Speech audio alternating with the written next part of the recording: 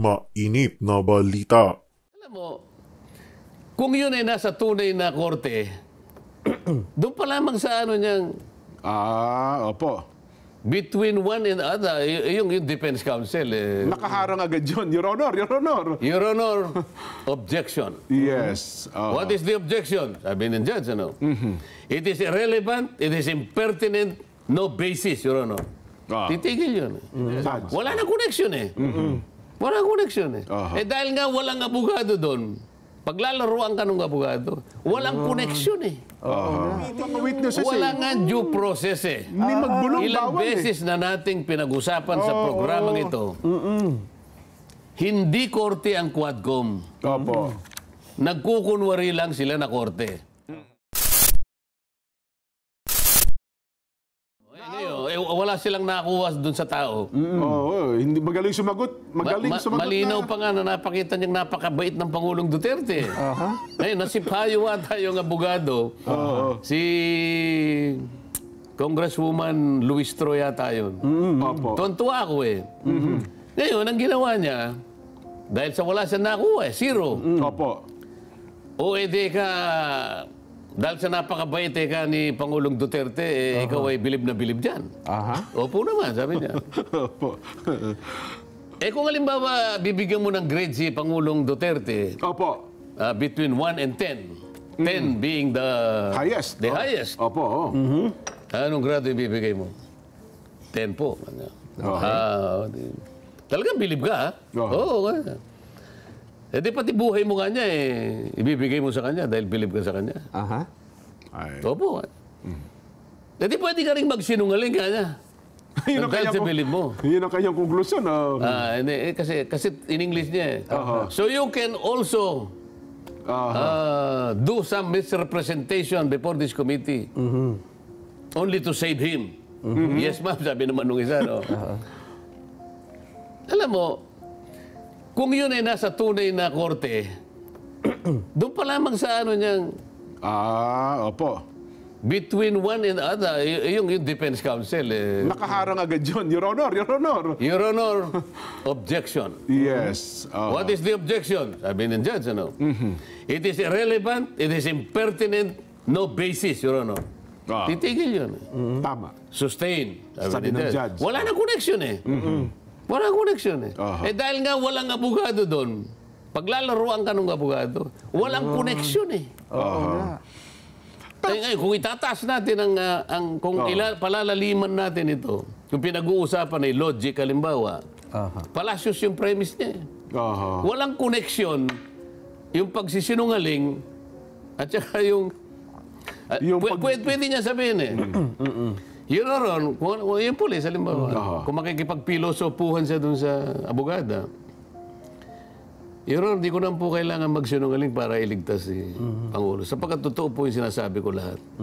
Ngayon, kung halimbawa po, may humahanap sa kanya, halimbawa, alam ko, babarilin siya, alam ko kung nasaan siya, magsisinungaling po ako talaga. So, depende po eh. Depende sa sitwasyon. Depende po sa sitwasyon eh. Pero ikukonect mo yung paghanga ko sa kanya at pagsisinungaling ko dito sa Quadcom, wala pong relasyon yun eh. Either pumasok ka dun sa mga tinatawag na mga yung tinatawag na false dilemma policy, meron kang bandwagon policy, meron kang slippery slope policy. Pero malalim na ito. Medyo malalim na talakayan Hindi na dapat ginagamit itong mga ito. Pero gagamit sila ng mga ganon para lang lituhin. Dahil wala siyang nakuha eh. Zero eh. Ang malungkot kasi doon Kung itatanong natin sa publiko ngayon. Kung ang malungkot, baka tayo mapalayo. Dagdag ko lang ko, ang malungkot kasi doon sa punto na yan, wala namang defense lawyer, tsaka bawal mag-ano eh. Bawal mag-coach Sumagot yung abogado Ayaw ng nga palapitin mga witnesses Wala nga due process eh. Hindi magbulong Ilang bawal beses na nating pinag-usapan sa programang ito. Hindi korte ang Quadcom. Opo. Nagkukunwari lang sila na korte. Ipagpalagay nating korte sila, hindi qualified na judge yung apat. Opo, hindi. Kaya wala tayong makukuha rito eh. Hindi abogado Una, eh. hindi korte. Nagkunwang korte, wala namang qualified na judge. So ano gagawin natin? Nako. Kaya pala ganun kung umasta si... So, paano magro-ruling yung, halimbawa, merong nag-motion. Aha. Paano magro-ruling yung isa? Oo nga naman. Well, ang batayan lang nila lagi yung kanilang rules kong, ano ha? Doon sa rules ng umiiral sa Quadcom. Ayun ang kanilang lagi Kaya nga nagtataka ko, Kong, doon sa mga laging statement ni Congressman Paduano na ang panakot niya lagi, magsalita ka ng totoo, ipakukontem kita, at saka yung driver mismo sa Ginong Binaventura, magsalita ka ng totoo, baka hindi ka na makauwi. Di ba yung ganun double? Ano ibig sabihin? Kaya nga Hindi yung isa sa dahilan na ginamit ng dating Pangulo sa pamamagitan ng kanyang abogado sa pagtanggi niya na dumalo sa Quadcom, ay ito. Duterte noted how the Quadcom tried to persuade, if not unduly pressure, resource persons to admit matters under oath that they lack knowledge of. Ibig sabihin, kahit wala silang kakalaman doon. Merong undue pressure, sabi niya, kung hindi man pinipersuade, or worst, unduly induce them to say something not true. Ito yung subornation, di ba? Subornation. That cast doubts on the Quadcom's integrity and impartiality. Totoo naman yun eh. Ba't kinakailangan magkaroon ng pilitan doon? Na kapag ka nagpaliwanag ka, hindi yan ang tama. Mali ang paliwanag mo. Kamukha nung tinanong. Yan ang pagkakaintindi mo. Nako. Ganun si Benny Antiporda naman, bigla na lang tumahimik. Tumahimik nga. Yan ang pagkakaintindi mo. Pero hindi yan ang totoo. Kung ako siguro yun. Ano po yung totoo, Your Honor? Ipaliwanag nyo Paano mo nalaman na yan ang totoo? Yun lang, bias na bias ka na eh. Hindi kailanman mangyayari sa korte yun. Sapagkat merong due process sa korte. Dito hindi ka man lang makasagot eh. Kapag ikaw ay sumagot at tinamaan ang kanilang... Yung kanyang ere. Kukulong kita. Meron bang ganito? Nagsisinungaling ka, hindi yung asang-ayon doon sa alam ko. Pero ang tanong ko doon, kung gano'n na ang asta ng mga miyembro ng Quadcom, bakit pinapayagan ng chairman? Di ba dapat nagro-ruling ang chairman doon? Your Honor, hindi tamang aktwasyon yung ginagawa mo. Di ba? Paano siya magro-ruling?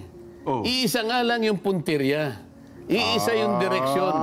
Iisa yung script. Alam ka naman maglaban-laban yung apat na yun. Pero di ba dapat ganun? Kaya nga merong kanya-kanyang kaisipan sila na kapag kamali ang ginagawa ng kasama niya, itama niya bilang chairman ng komite. Hindi. Pare-pareho silang chairman dun eh. Ano sasabihin ng isa? Huwag mo kung... chairman din ako. Pare-pareho lang tayong chairman dito. Ay, di ba ganun kung minsan nagkakaaway-away sila? Oo nga po, nagsasagutan din sila. Teka muna, ako muna kanya eh. Di ba? Pero ang tanong dito ngayon, Kong, paano ito paano re-resolbahin? Paano ito re-resolbahin? Sinong pipigil sa kanila? Na sana maitama yung kanilang direksyon. Hindi tayo tutol doon sa kanilang in-native legislation. Dapat huminto na lang sila sapagkat sinasabi pa yung ating binabanggit na Bengson versus Senate. At meron siyang kinote na jurisprudence sa bahagi ng Barem-Black versus United States, 360 US 109. Alam din nila ito eh. Ang sinasabi rito ay ganito. Since Congress may only investigate into those areas in which it may potentially legislate or appropriate. Ito yung premise niya. Congress may only investigate into those areas in which it may potentially legislate or appropriate. Yun lang gawain niya eh. Either you legislate or appropriate. It cannot inquire into matters which are within the exclusive province of one of the other branches of government. Ayun. Ang liwanag nito eh. Yun yung korte, Ilocano mo nga ito para maintindihan. Bisaya mo para maintindihan ng isang chairman doon na nagkuko ng mga abogado na wala namang... Mas naintindihan nyo yung English niyan, Kong eh. Mas naintindihan nila. Ulitin natin.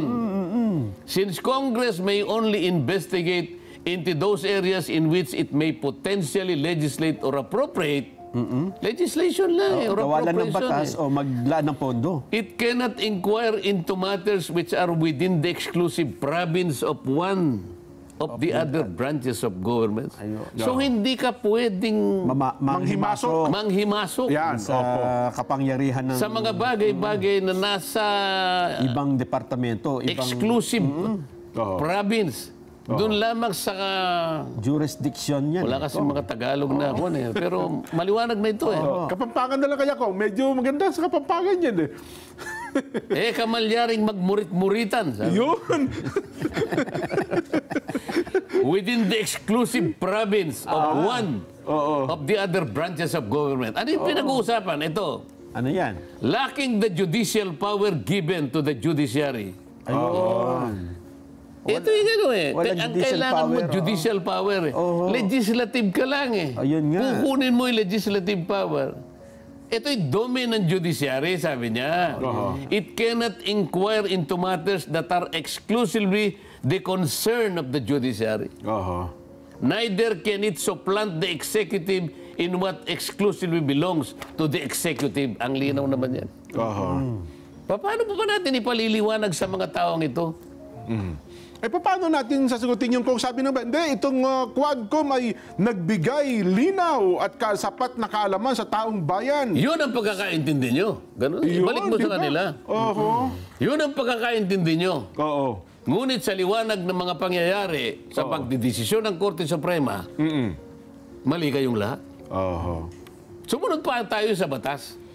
Yung pong mga pagdidesisyon ng Korte Suprema, lahat po ng desisyon ng Korte Suprema, mali man o hindi, ay nagiging kabahagi ng mga batas na umiiral sa ating bansa. Yun ang pinakamatindi rito. Ano man ang desisyon ng Korte Suprema, mali man o tama, bahagi na ng ating mga batas na sa pilitang tatanggapin natin. At susundin natin. Yun ang pasya ng sila ano sinusundan nila? Maliban doon sa kanilang pahayag na maliwanag po. Paano nyo nakukuha yung mga ano na yan? Tinatakot ninyo yung mga tao. Hindi sila makapagsalita nang hindi nyo tinatakot. Wala silang mga abogado sa sarili nilang dapat na piniling mga abogado. Para sa ganon, yung kanilang mga karapatan ay maproteksyonan at mapangalagaan din. Yung iba naman ko, hindi naman tinakot, kinausap para sa mang-ayo naman doon sa gusto nilang gawin. Di ba? Kaya nga nagreklamo ata yung Grijaldo, di ba? Kinausap po niya ako eh. At nung kinausap ako, ito ay niya. Ito, kasang-ayon ka ba rito? Tama ba itong gagawin mo? Di ba? Yun naman ang dahilan kong, pero teka lang, ang rules ba natin, halimbawa may mga witness na haharap. Ano ba talaga ang rules doon? Pwede ba talagang kausapin ng mga miyembro at opisyal ng Quadcom, gaya ng ginawa kay Grijaldo? Mainit na issue yun, Kong eh.